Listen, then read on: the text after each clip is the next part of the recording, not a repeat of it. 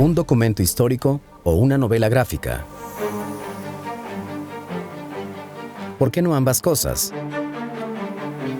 Escrita por el hijo de un sobreviviente al Holocausto, Maus se convirtió en 1992 en la primera novela gráfica que gana un premio Pulitzer. A través de una metáfora, Art Spiegelman aborda principalmente dos preguntas: ¿qué significa sobrevivir a un trauma? ¿Y es necesario experimentar el trauma de primera mano para ser un sobreviviente? A los judíos los representa como ratones y a los alemanes como gatos. Cruel metáfora, ¿cierto? Amor, pérdida, supervivencia, familia, empatía e identidad son algunos de los temas que hacen de esta desgarradora historia el mejor ejemplo de la no ficción creativa. Seguro que la has visto por ahí en alguna estantería. Hablemos un poco más a detalle de ella, y la próxima vez que la encuentres, no la dejes pasar y agrégala a tu colección. Soy René Baldo, y esto es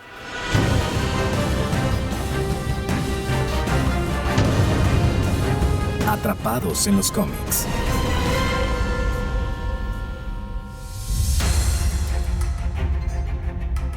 Iniciemos mencionando que lo que hizo Art era algo sin precedentes. Creó su obra Maus para dejar un registro de la experiencia que su padre tuvo como sobreviviente y a la par contar su propia historia como hijo de un sobreviviente. Es también una historia de la Segunda Guerra Mundial, algo que al leerlo se siente tan humano y real, pero a la vez crudo. La historia además de cómo un creador comienza el proceso de realización de quizá su más bella obra. Spiegelman también quería y tenía la necesidad de comprender a su padre, que lo orilló a tomar las decisiones que tomó. Lo logró magistralmente. Su creación, su novela gráfica biográfica, sería algo que muchos autores después copiarían.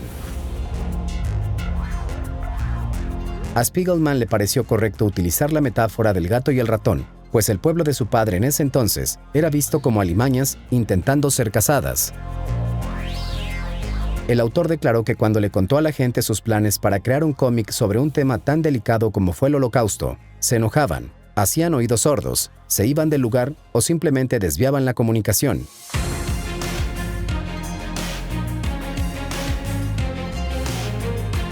Maus también funciona como un documental sobre la realización de la propia novela gráfica y de cómo convenció a su padre para que le contara sobre sus años en tiempos de guerra.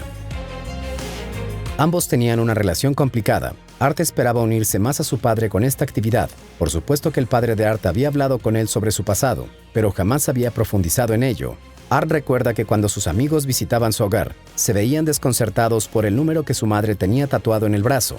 La madre solo reía y contestaba que era un número telefónico importante que no quería olvidar. En ningún momento se mencionaban los campos de concentración. Art Spiegelman comenzó a trabajar en este proyecto a la edad de 30 años. Más o menos la edad que tenía mi padre cuando fue a los campos, recordó. Fue un proceso largo ya que conllevó cierta cantidad de investigación fotográfica, entre otros testimonios de supervivientes. Incluso regresó a Polonia, visitó Auschwitz y buscó la ciudad natal de sus padres. Una vez allí pudo comprender cómo fue lo vivido por sus padres, escondiéndose en esos búnkeres, burlando a la muerte.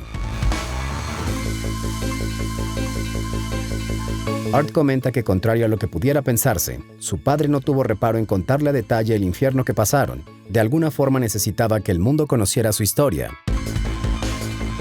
Las sesiones entre Art y su padre duraban horas y horas de anécdotas. A veces hasta olvidaban que estaban grabando. El padre de Art divagaba e interrumpía la plática para hacerle comentarios que no tenían nada que ver, como llamarle la atención por fumar o criticarle su forma de vestir. Eso también lo plasmó el autor en el cómic, lo que sirvió como pequeños alivios cómicos. En una de las últimas charlas, el padre de Art le quitó la grabadora y dijo: "Y entonces, damas y caballeros, así fue. Dios no lo quiera que esto vuelva a suceder. Todas esas millones de vidas perdidas". Un aspecto a veces muy criticado sobre el cómic es la forma en la que la gente puede llegar a interpretar al padre de Art. Parecería que el autor lo hace a propósito, reforzando el prejuicio de que ese sector de la población era bastante avaro. Muchos lo señalaron por haber caricaturizado de esa manera a su padre. Art contestó que de ninguna manera adaptó la historia a sus propios intereses, que su padre, en efecto, era un viejo avaro.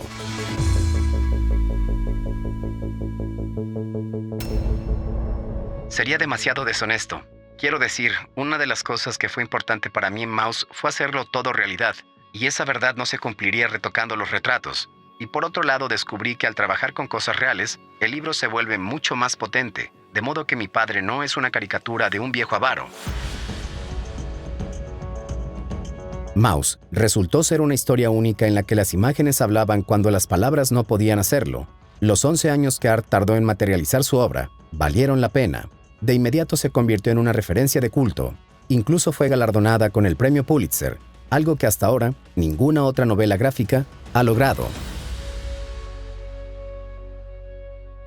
Soy René Baldo, y esto es Atrapados en los cómics.